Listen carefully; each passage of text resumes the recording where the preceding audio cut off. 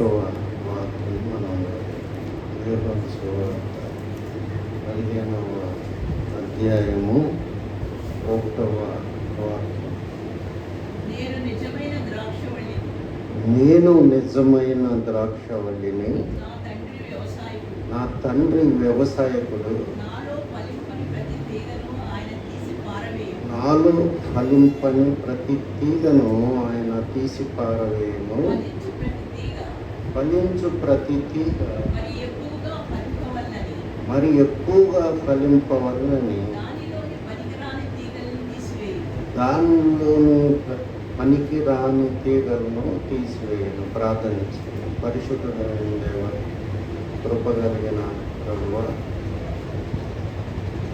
ఘనమైన గొప్ప నామానికి వేలాదిస్తూ చెల్లిస్తున్నాం. ఇంతవరకు భూమి మీద సజీవులుగా ఉన్నామంటే అది కేవలం నీ కృపే. కానీ మా నీతి కార్యములు, మా భక్తి కాదని ఒప్పుకుంటున్నాం. కృప కలిగిన ప్రభువా, ఈరోజు బల్లారాధనలో మేము తీసుకొని పోవచ్చుండగా నీ కృప మాకు దయచేయండి. ఆత్మతో సత్యంతో మీ బలలో చెయ్యి వేసేటట్టు సహాయం దయచేయండి. ప్రభువానైనా ఆది నుంచి అంతం వరకు మీరే నాయకుడై మమ్మల్ని నడిపించమని మా ప్రభువును మా ప్రియ రక్షకుడైన నజరేయుడైన యేసుక్రీస్తు నామములో ప్రార్థిస్తున్నాను తండ్రి. దేవుడు ఎప్పుడు కూడా మానవ జాతికి ఎంతో పెట్టుబడి పెట్టి ఆయన చేసుకున్నాడు. మొట్టమొదటిగా ఆయన నేల మంటితో ఆయన నరుని నిర్మించి వారి నాసిక రంధ్రములో జీవవాయువు ఊదగా నరుడు జీవాత్మ ఆయన. అయితే ఆయన సృజించిన మానవుడు, తనతో సమానంగా సృజించిన మానవుడు ఆయనకి మరి ఎదురు తిరిగి ఆయన ఆజ్ఞను ఉల్లంఘించి పాపం చేసి మరి పడిపోయినట్లు మనం చూస్తున్నాం. ఆ తర్వాత ఆయన వాళ్ళని నాశనం చేయకుండా వేరే విధంగా మరి చర్మపు చొక్కాలు గుట్టించి వేరే విధంగా నడిపించేటప్పుడు 6వ అధ్యాయంలో మానవ జాతి విస్తరించి మరి బాగా చెడుతనంగా జీవిస్తున్నారని ఉంటుంది. నరుల చెడుతనం భూమి మీద చూసినప్పుడు యెహోవా సంతాపం పొందెను అని ఉంటుంది 6వ అధ్యాయంలో. భూమి మీద నరులను చేసినందుకు ఆయన సంతాపపడ్డారు. ఎందుకని వాళ్ళు తినుచు త్రాగుచు మరి పెళ్లి చేసుకుంటూ ఉన్నారు, కానీ దేవుడు అనే మాటని మర్చిపోయారు. దేవుడు ఫలాలు ఎక్స్పెక్ట్ చేసే దేవుడు. ఆయన ద్వారా మరి దేవుణ్ణి, ఒక నరుని ద్వారా దేవుణ్ణి ప్రపంచానికి చూపెట్టాలనేది దేవుని యొక్క ఉద్దేశమై ఉన్నది. ఆ తర్వాత సమస్తాన్ని ఆయన నాశనం చేసినాక నోహని ఆయన ఏర్పాటు చేసుకున్నారు. వాళ్ళు కూడా కొంతకాలానికి నోహు సంతానం కూడా ఫెయిల్ అయినట్టు మనం చూస్తాం. తర్వాత మళ్ళీ భూమి మీద చెడుతనం విస్తరించినప్పుడు ఆదికాండం 12వ అధ్యాయంలో ఆయన అబ్రహాముని పిలుచుకొని మరి నీ తండ్రి ఇంటి నుంచి మరి నీ దేశం నుండి నువ్వు పోయి నేను చూపించు దేశానికి నువ్వు నిన్ను ఆశీర్వదిస్తాను, ఆశీర్వాదకరంగా చేస్తాను, ప్రపంచంలో ప్రతి వంశం కూడా నీ సంతానములో దీవించి ఆశీర్వదించబడతాయి అని చెప్పినప్పుడు అబ్రహాం వెంటనే బయలుదేరి దేవుడు చెప్పినట్టు విధేయుడై అబ్రహాము ఎందు దేవుడు ఎంతో సంతోషించినట్లు మనం చూస్తాము. కాబట్టి దేవుడు ఎప్పటికప్పుడు క్రొత్త ప్రణాళికలు సిద్ధం చేసుకొని తాను సృజించిన నరుడు అనే ద్రాక్షవల్లిని కాపాడుకుంటా వస్తున్నాడు. తర్వాత ఆయన మరి వాళ్ళు కూడా మనం చూసిన చూసినట్లయితే 12వ అధ్యాయంలో అబ్రహాము చూస్తాం. తర్వాత అక్కడ వాళ్ళు అబ్రహాం సంతానం అంతా కూడా పెరిగి బాగా విస్తరించినప్పుడు, యాకోబు వీళ్ళందరూ కూడా విస్తరించినప్పుడు మరి దేవుడు వాళ్ళని బాగానే ఆశీర్వదించాడు. అంటే దేవుడు ప్రణాళికలో ప్రతి వాళ్ళని కూడా కొంతవరకు ఆయన ఉపయోగించుకున్నాడు. తర్వాత ఆయన ఇంకా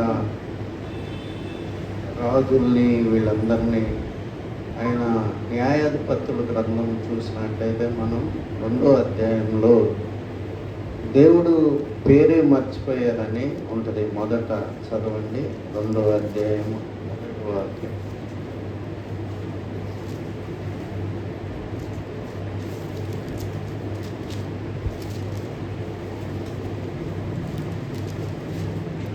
న్యాయాధిపతులు గ్రంథం 2వ అధ్యాయం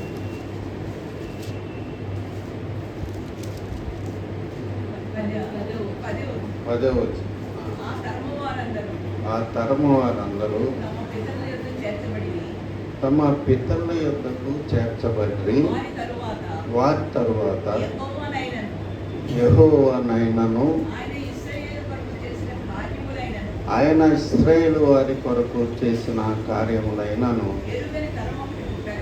ఎరుగని తరమౌటి పుట్టగా ఇశ్రాయేలీయులు యెహోవా కన్నుల ఎదుట కీడు చేసి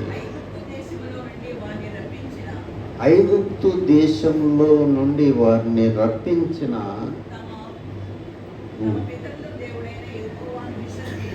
తమ పితరుల దేవుడైన యెహోవాను విసర్జించి బయలుదేవతలను పూజించి. కాబట్టి ఇక్కడ కూడా మరి అబ్రహాము వంశము సంతానము, అబ్రహాం జనాంగం కూడా దేవుణ్ణి మర్చిపోయినట్లు మనం చూస్తున్నాం. అంత మాత్రాన దేవుడు మనుష్య జాతిని నాశనం చేయటానికి ఆయన ఇష్టపడలే. ఆయన చెప్తాడు కదా అక్కడ 8వ అధ్యాయంలో ఆదికాండంలో, ఇక ఈ మనిషి జాతిని నేను నాశనం చేయనని ఆయన ప్రమాణం చేస్తాడు. అంటే ఇక వాళ్ళు మారని ఆయన ఒక నిర్ణయం వస్తాడు. అయితే ఆయన ఒక గొప్ప ప్రణాళిక కలిగి ఉన్నాడు. యేసుక్రీస్తు ద్వారా గొప్ప ప్రణాళిక కలిగి ఉండి ఆయన మరి చాలా కాలం తర్వాత యూదులకి మళ్ళీ రాజ్యం ఇచ్చి అక్కడి నుంచి వాళ్ళతో యేసు ప్రభుకి ఆయన జన్మ ఇచ్చినట్టు మనం చూస్తూ ఉన్నాం. అయితే యేసు ప్రభులో ఆయన యొక్క ఆలోచనలు ఆయన నెరవేర్చుకున్నాడు. భూమి మీద నరులు ఎవ్వరు కూడా ఆయన యొక్క ఉద్దేశాన్ని ఎవరు కూడా నెరవేర్చరు. యెషయా గ్రంథం 5వ అధ్యాయంలో ఆయన ఏమంటారంటే, మరి ఎంతో సత్తు గల భూమిలో ఆయన ఒక ద్రాక్ష తోట నాటాడు. మరి ఎంతో ఆడ రాళ్ళన్నీ తీసేశాడు. అక్కడ మరి ఒక ద్రాక్ష రసం కోసం ఒక బురుజు ఒకటి చేయించాడు. ఎంతో చేస్తే అక్కడ 2వ వాక్యం చివరి భాగంలో ద్రాక్ష పండ్లు ఫలింపవలనని ఎదురు చూచుచుండెను కానీ అది కారు ద్రాక్షలు కాసు. కాబట్టి దేవుడు అదేవిధంగా దేవుడు నిన్న నేడు మాటను దేవుడు అంటే ఎప్పుడు కూడా దేవుడు మనలో ఫలాల కోసం వెతికే దేవుడై ఉన్నాడు. అప్పటికి ఇప్పుడు ఫలం అంటే నేను అర్థం చేసుకున్నది ఏంటంటే ఇతరులకి ప్రయోజనకరంగా దేవుడి దృష్టిలో ఇతరులకి ప్రయోజనకరంగా ఉంటాం. అంటే సోషల్ సర్వీస్ చేయటం కాదు. చాలామంది ఉన్నారు క్రైస్తవేతలు, ఎన్నో దాన ధర్మాలు చేసిన వాళ్ళు ఉన్నారు. కానీ దేవుడు అది కాదు. దేవుడు ఆత్మల్ని సంపాదించే వాళ్ళ కోసం ఎదురు చూస్తూ ఉంటాడు. ఫలాలు ఫలించడం అంటే అదని. తర్వాత కొంతమందినైనా క్రీస్తు విశ్వాసంలోకి నడిపించడమే ఫలించడం. ఇంకంతకు మించి ఏం లేదు అన్నమాట. ఫలించడం అంటే సామాజిక సేవ చేయటం కాదు, మతం తెలిసేలాగా అది కాదు. కానీ యేసుక్రీస్తుని గూర్చి మరి సాక్షిగా ఉండి ఆ సువార్త అందరికీ ప్రకటించి క్రీస్తులోనికి ప్రజల్ని నడిపించడమే ఫలించడం. కాబట్టి మన జీవితంలో దేవుడు మనం చనిపోయిన తర్వాత దేవుడు మనల్ని లెక్కడుగుతాడు. ఎంతమందికి నువ్వు నీ సాక్ష్యాన్ని జాగ్రత్తగా కాపాడుకొని ప్రభువులోకి నడిపించావు. దాని గురించి ఆయన ఒక తలాంతుల కథ కూడా 25వ అధ్యాయంలో చెప్పాడు. చూడనక్కర్లేదు. ఒకడికి 5 తలాంతులు, ఒకటికి 2 తలాంతులు, ఒకటికి 1 తలాంతు ఇచ్చి వ్యాపారం చేయమంటే మళ్ళీ ఆయన తిరిగి వచ్చే సమయానికి 5 తలాంతులు కలవాడు 5 తలాంతులు సంపాదించినట్లు, 2 తలాంతులు గలవాడు 2 తలాంతులు సంపాదించినట్లు, 1 తలాంతు గలవాడు దేవుణ్ణి దూషించి నీ యొక్క తలాంతు నీవే ఉంచుకో, రుమాల్లో కట్టి భద్రపరచానంటే సోమరువైన చెడ్డదాసుడా, నా డబ్బు మరి షావుకారుల దగ్గర ఉంచితే నాకు వడ్డీ వచ్చేది కదా అని దేవుడు వాళ్ళని మరి తను తీసి చీకట్లో కొట్లో వేయండి అని చెప్తాడన్నమాట. అంటే ఏంటి? దేవుడు ఖచ్చితంగా మన మీద పెట్టుబడి మొట్టమొదటిగా ఆయన మనల్ని సృజించాడు. రెండోదిగా ఆయన మనల్ని తయారు చేసి మన రక్తం ఇచ్చి కొనుక్కున్నాడు. కాబట్టి దేవుడు ఖచ్చితంగా ఆయన రక్తానికి విలువ కట్టే దేవుడై ఉన్నాడు. ఆయన లెక్క చూసుకుంటాడని ఉంటుంది. రోమా 14 అనుకుంటా, రోమీలకు రాసిన పత్రిక 14వ అధ్యాయంలో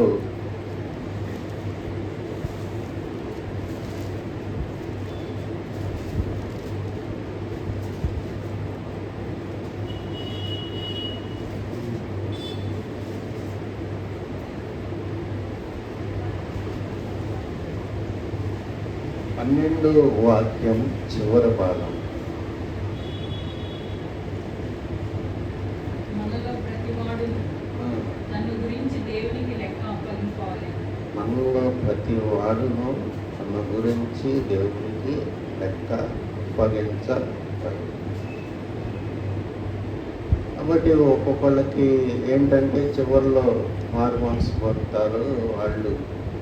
వాళ్ళు చేయాల్సింది ఏంటంటే సాక్ష్యాన్ని కాపాడుకోవడం. అదే ఆ జీవితాన్ని చూసి కొంతమంది మారే అవకాశం ఉందన్నమాట. ఉదాహరణకి సిలువలో దొంగ మనం ఇప్పుడు కూడా ఒక సాక్షిలాగా చెప్పుకుంటాం. సిలువలో దొంగ సేవ ఏం చేయలేదు, ఆత్మలేమి సంపాదించాడు. కాబట్టి ఆ గొప్ప విశ్వాసం, సిలువలో ఉన్న దొంగ నీ రాజ్యంతో వచ్చేటప్పుడు నన్ను జ్ఞాపకం చేసుకో అన్న గొప్ప విశ్వాసమే అనేక మందికి మాదిరిగా క్రీస్తులోకి నడిపించేటట్లు ఉన్నాను. ఆ విధంగా దొంగ సేవ చేసినట్లు మనం చెప్పుకోవచ్చు. కాబట్టి దేవుడు ఫలాలు ఎక్స్పెక్ట్ చేసే దేవుడై ఉన్నాడు. తర్వాత మనం చూసినట్లయితే ఆయన మరి 1వ అధ్యాయంలో చదివిన యోహాను సువార్త 15వ అధ్యాయం 1వ వాక్యంలో ఆయన ఫలించని ప్రతి చెట్టుని అగ్గి పారవేయను అని ఉంటుంది. ఫలించే చెట్టుని ఆయన మరి ప్రూనింగ్ చేస్తాడు అని ఉంటుంది అన్నమాట. అంటే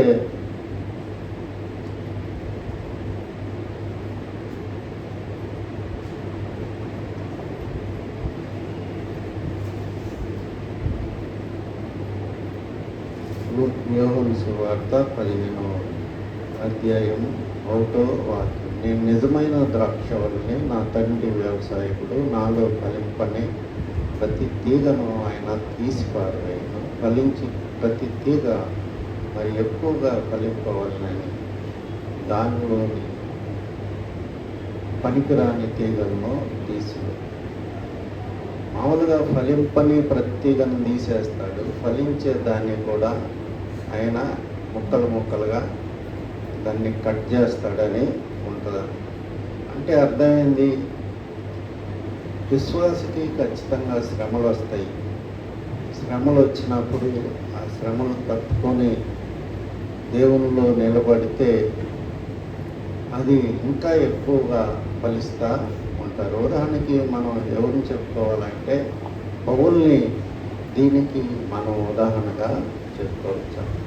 పౌలు మరి ఎన్ని కష్టాలు వచ్చినా కానీ నిలబడి మరి జీవించున్నది నేను కాదు, క్రీస్తే నాలో జీవిస్తున్నాడని ఆయన చెప్పుకొని 16వ అధ్యాయంలో అపోస్తల కార్యం 16వ అధ్యాయంలో ఆయన ఎక్కడ పోయినా ఆత్మను సంపాదించినట్టు మనం అపోస్తల కార్యంలో మనం చూస్తాం అన్నమాట. అపోస్తల కార్యం 16వ అధ్యాయంలో అది 2 చోట్ల ఆయన ఇక్కడ 14వ వాక్యం,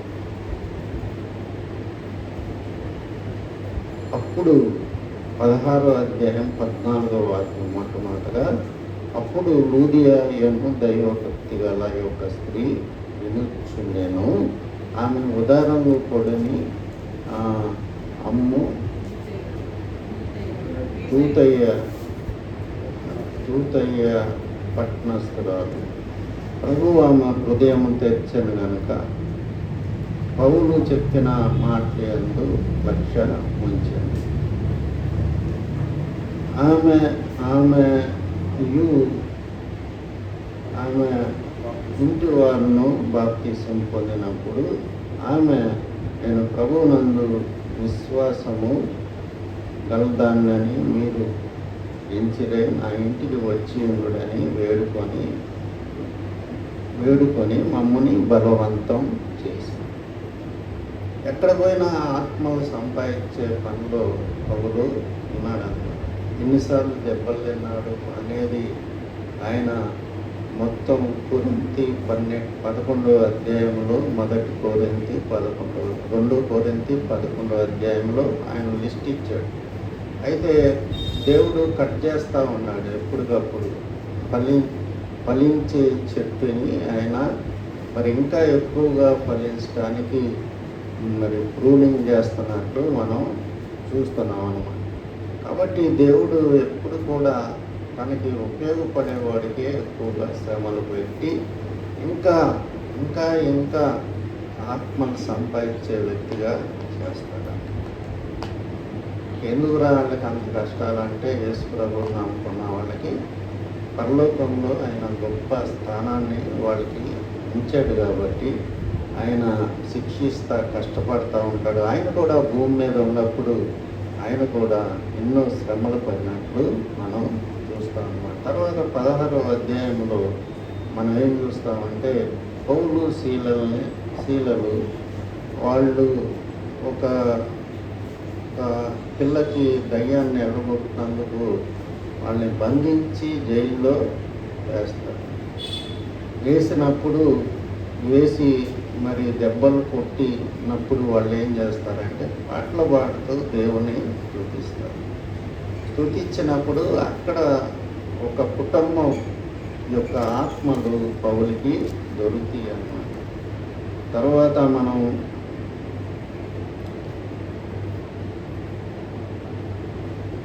29వ వాక్యం 16వ అధ్యాయం 29వ వాక్యం, జైలు అధికారి తలుపులన్నీ తెరుచుకుంటాయి వాళ్ళు పాటలు పాడేటప్పుడు. జైలు అధికారి ఆత్మహత్య చేసుకోవాలని ప్రయత్నం చేస్తాడు. మేము ఎక్కడికి పోము, నువ్వు ఏ హాని చేసుకోవద్దు, మేమందరం ఎక్కడనే ఉన్నామని దగ్గరగా పౌలు చెప్తాడు. అతడు దీపం తెమ్మని చెప్పి లోపలికి వచ్చి వణుకుచు పౌలుకును శీలకును సాగలపడి వారిని వెలుపలికి తీసుకొని వచ్చి, అయ్యలారా రక్షణ పొందుటకు నేనేమీ చేయవాలి. అందుకు వారు ప్రభువైన యేసునందు విశ్వాసం ఉంచుము, అప్పుడు నీవును నీ ఇంటి వారును రక్షణ పొందుదురని చెప్పి అతనికి అతని ఇంటి వారికి అందరికీ దేవుని వాక్యం బోధించింది. రాత్రి ఆ గడియలోనే అతడు వారిని తీసుకొని వచ్చి వారి గాయములు కడిగాను. వెంటనే అతను అతని ఇంటి వారందరూ బాప్తిసము పొందారు. కాబట్టి మరి దేవుడు పౌలు జీవితంలో ఎంత సంతోషపడి ఉంటాడో మనకు తెలియదు, కానీ ఆ విధంగా దెబ్బలు తిని ఆత్మలు సంపాదించినోడు పౌలని మనకి అర్థమవుతుంది.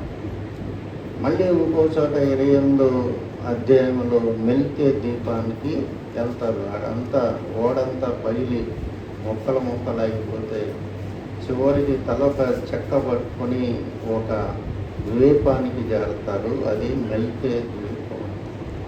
అక్కడ కూడా పౌలుకి మరి పాము చుట్టుకుంటే వాళ్ళందరూ చచ్చిపోతాడేతనని అనుకుంటే చావకుండా బ్రతికి వాళ్ళని ఆశ్చర్యపరిచి వాళ్ళని అక్కడ ఉన్న మరి ఆ లీడర్ని పంపి కనపడతలేదు బయట. మరి వాళ్ళని ఆ లీడర్ని ఆ తర్వాత అతని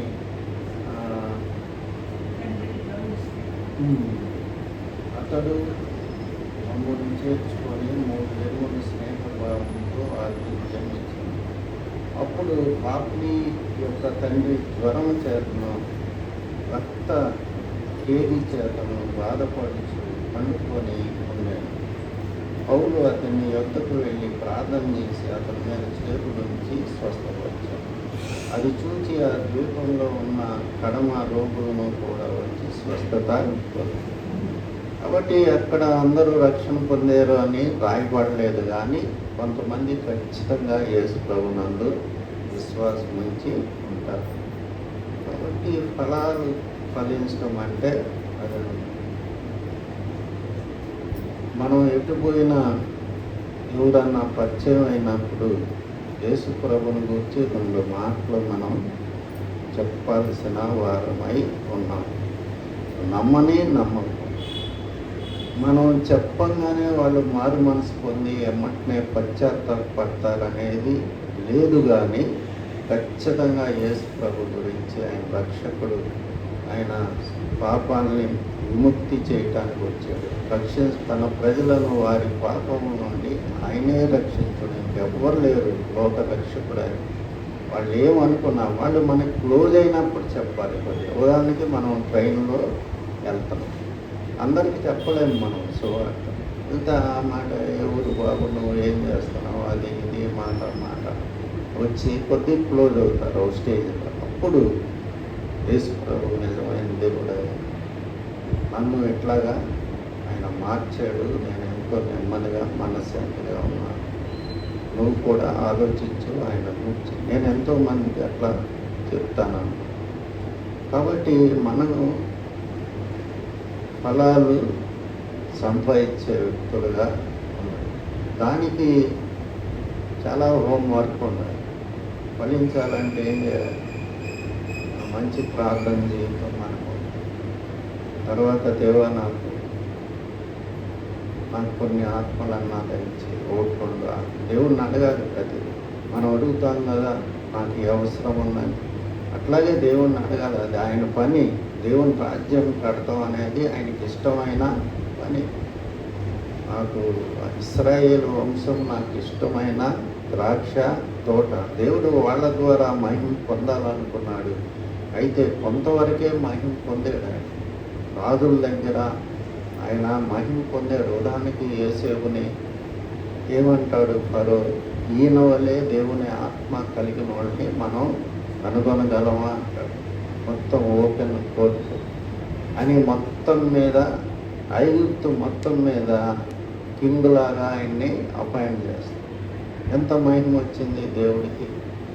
యోసేపు ఫలించడు కొమ్మని ఉంటుంది అన్నమాట. అయితే అప్పట్లో దేవుడి యొక్క అప్పుడు యేసు ప్రభు రాలేదు భూమి మీదకి, పరిశుద్ధాత్మ లేదు కాబట్టి వాళ్ళు ప్రసంగాలు చేసి యేసు ప్రభుని గూర్చి చెప్పే అవకాశం లేదు. వాళ్ళ జీవితాల ద్వారా వాళ్ళు దేవుణ్ణి సాక్షి చెప్పారు. అది కూడా ఫలించడమే. ఎందుకని యోసేపు ఫలించాడు బొమ్మని దేవుని వాక్యంలో 49లో ఆదికాండంలో 22 వాక్యంలో మనం చూస్తాము. అదేవిధంగా దానియేలు జీవితం నాకు చాలా ఆశ్చర్యంగా ఉంది. ఎందుకంటే నెబుకద్నెజరు అనే అతను గ్రేట్ చక్రవర్తి ఆ రోజు. అప్పుడు ప్రపంచం మొత్తం ఒక చోటే ఉంది. అట్లాంటి చక్రవర్తి ఏం చేస్తాడంటే కలగంటాడు, కళ మర్చిపోతాడు. మర్చిపోయి వీళ్ళని కళ చెప్పమంటాడు. నేను మర్చిపోయిన కళ చెప్పమంటాడు. కళ బాగుంది.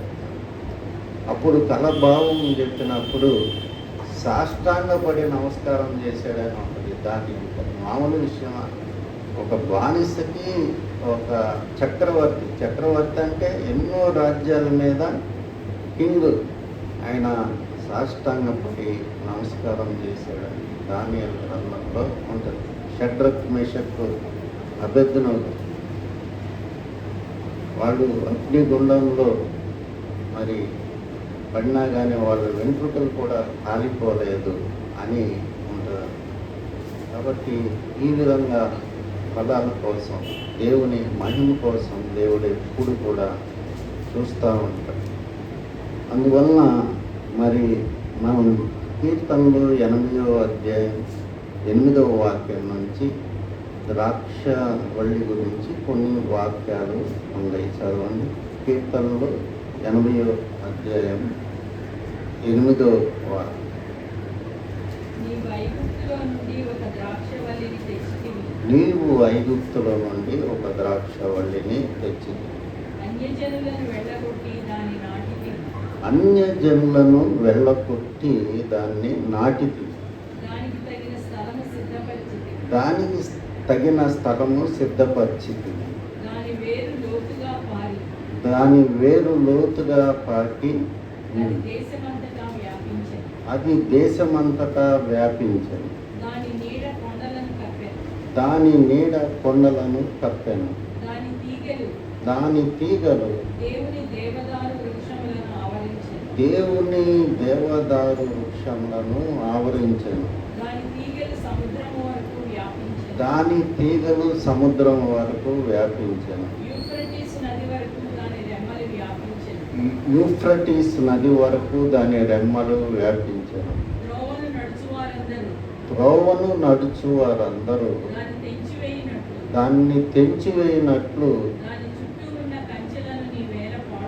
దాని చుట్టూ ఉన్న కంచెలను నీ వేళ పాడు చేసేటివి. అడవి పంది దాన్ని పెగలించుచున్నది.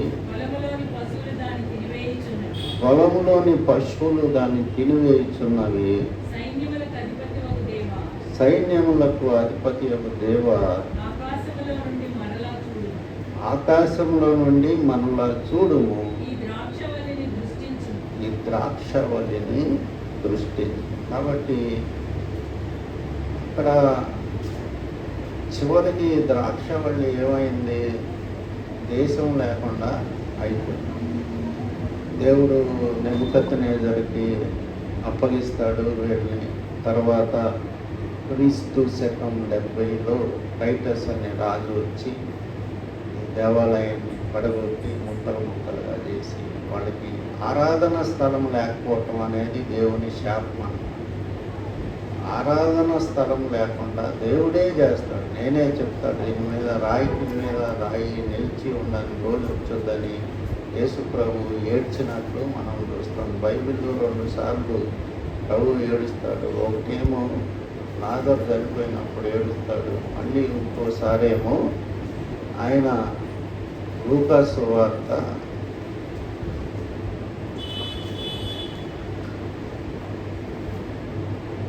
21వ అధ్యాయం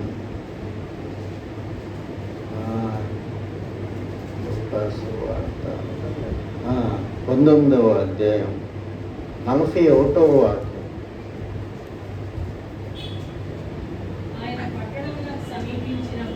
ఆయన పట్టణమునకు సమీపించినప్పుడు దానిని చూచి దాన్ని చూచి దాని విషయమై ఏడ్చి నీవును ఈ దినమందైనను సమాధాన సంబంధమైన సంగతులను తెలుసుకునే ఎడ్ల నీకెంతో మేలు, కానీ ఇప్పుడు నీ కన్నులకు మరుగు చేయబడి ఉన్నాడు. ఎందుకు ఏడ్చాడు? ఆయన తెచ్చిన ద్రాక్షవల్లి మరి నాశనం అయిపోయింది. దేవుడికి ఈ యొక్క ఇశ్రాయేలు దేశం ముఖ్యం కాదు, ఇశ్రాయేలీలు ముఖ్యం. యాకోబు నీవు నా సొత్తు అన్నాడు, కానీ యెరూషలేం పట్టణమా నీవు నా సొత్తు అని దేవుడు అన్నాడు. ఇశ్రాయేలు యాకోబుని విమోచించిన దేవుడు, యాకోబుని సృజించిన దేవుడు ఇలాగ సెలవిస్తున్నాడు, యాకోబు నీవు నా సొత్తు, నా ప్రాపర్టీ. కాబట్టి దేవుడికి బైబిల్లో యేసు ప్రభు కూడా ఏమంటాడు? ఒకటి సర్వలోకం సంపాదించుకొని తన ప్రాణం పోగొట్టుకుంటే వానికి ఏమీ ప్రయోజనం అంటాడు. అంటే ఏంటి? ఒక ఆత్మ సర్వలోకం కంటే కూడా ఎక్కువ అన్నమాట.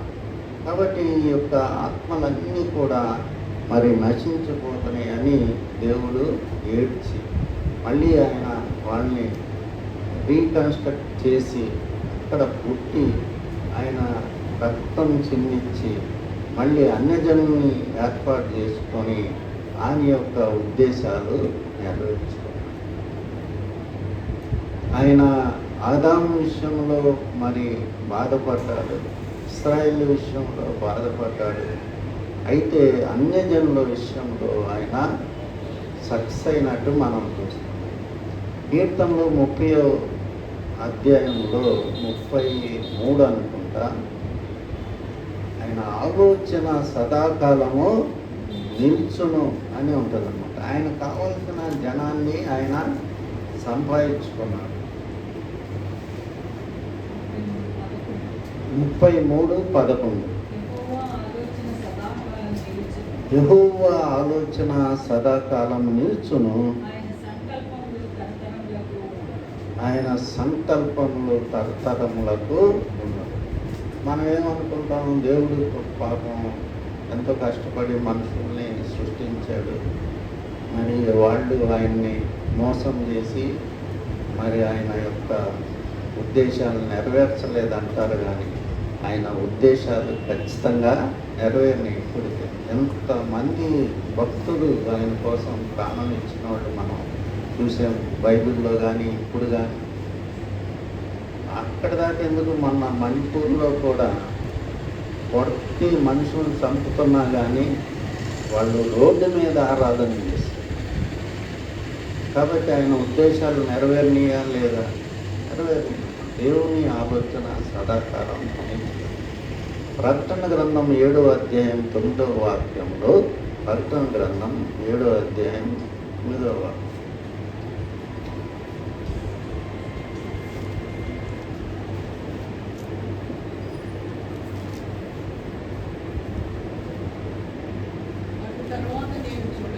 అటు తరువాత నేను చూడగా ఇదిగో ప్రతి జనములో నుండి, ప్రతి వంశంలో నుండి, ప్రతి ప్రజల్లో నుండి, ఆయా భాషలు మాట్లాడే వారిలో నుండి వచ్చి ఎవరినూ లెక్కింపజాలని గొప్ప సమూహము. కాబట్టి ఆయన రక్తానికి ఆయన మరి తగిన కార్యం జరిగిందా లేదా అంటే జరిగిందనే మనం చెప్పాలన్నమాట. ప్రపంచం ఇశ్రాయేల్ ఎక్కడ ఒక చుక్కలాగా ఉంటుంది, గుంటూరు కంటే గుంటూరు అంత ఉంటుంది, లేకపోతే గుంటూరు కంటే గుంటూరు విజయవాడ అంత. అసలు ఎవరికన్నా తెలుసుద్దా యేసు ప్రభు? వీళ్ళు పోయి, మనవాళ్ళు పోయి, మన భారతదేశీయులు పోయి గుళ్ళు కట్టుకొని, గోపురాలు కట్టుకొని, విగ్రహాలు పెట్టుకొని, లక్షలు పోగు చేసి ఎన్ని చేసినా కానీ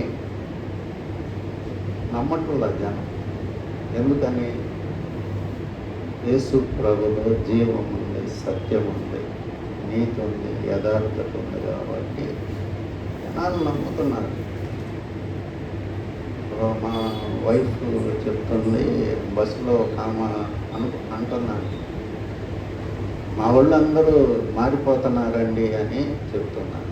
గుంపులు గుంపులుగా పాత గుంపుల్లో యాదవులేంది, రజకులేంది మనకి తెలియదు. మన ఎంతసేపు ఏఎల్సి చిన్నగుడి ఇదే కానీ చాలామంది చర్చలు కట్టుకొని దేవుణ్ణి ఆరాధిస్తున్నారు, దేవుణ్ణి నమ్ముతున్నారు.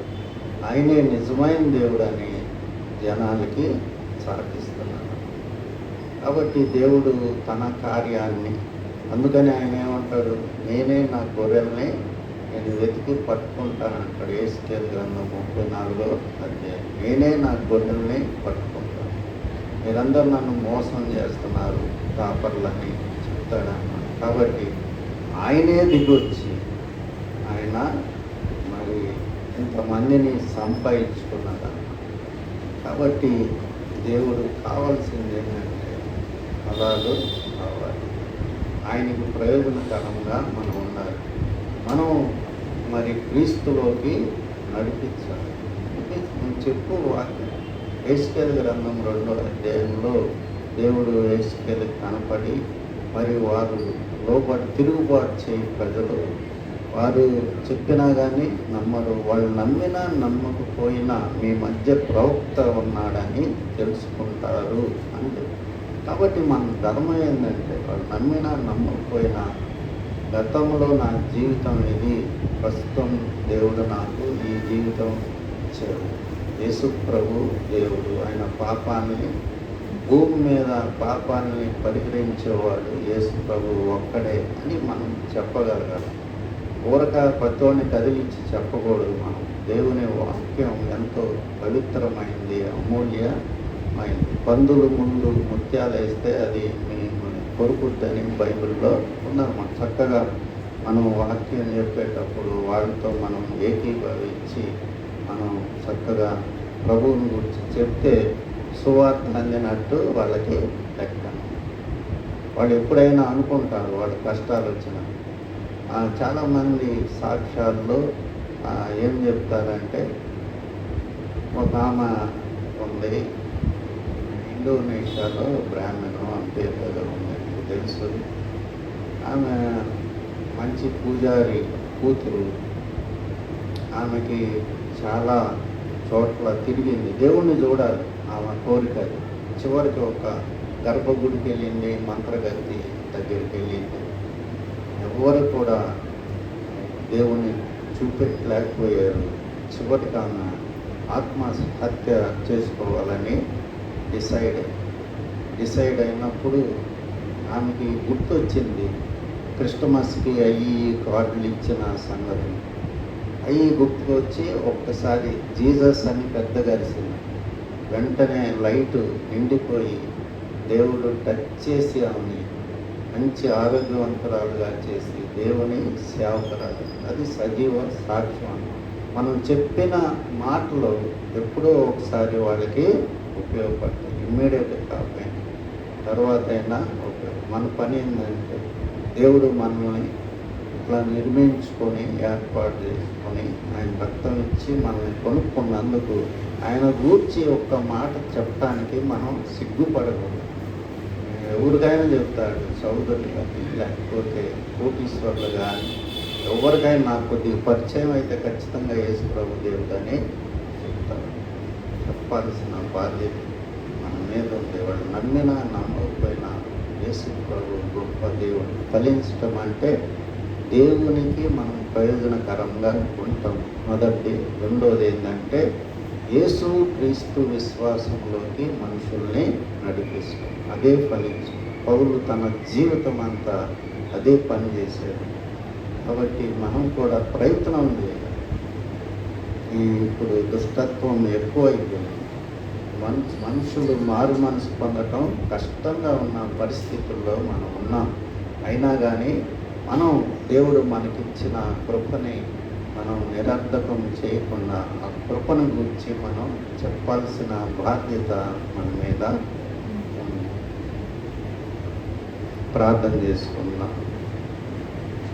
పరిశుద్ధుడైన దేవా, కలిగిన ప్రభువా, నీ ఘనమైన గొప్ప నామానికి వేలాదిస్తూ ప్రభా, నీ ఆలోచన సదాకాలం నిలుస్తుందని నీ వాక్యంలో ఉంది. లెక్కించలేని గొప్ప జన సమూహం ప్రభా, ప్రకటన గ్రంథం 7వ అధ్యాయం 9వ వాక్యంలో మేము చూస్తాం. ప్రతి జనములోను, ప్రతి ప్రజలోను, ప్రతి జాతిలోను, ప్రతి మతంలో ప్రభా, నిన్ను నమ్ముకున్న వాళ్ళు కళ్ళలో ప్రభా, ఈవెన్ ఇస్లాం దేశాలు, కమ్యూనిస్ట్ దేశాల్లో కూడా లక్షల మందిని నమ్ముకున్నాం.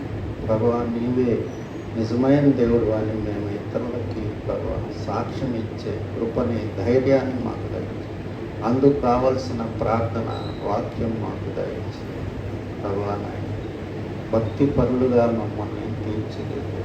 వచ్చిన ప్రతి బిడ్డని దీవించి ఆశీర్వదించమని మా ప్రభువును, మా ప్రియ రక్షకుడైన యేసు క్రీస్తు నామములో ప్రార్థిస్తున్నాము. మనం ఒక చరణం పాట పాడుచుండగా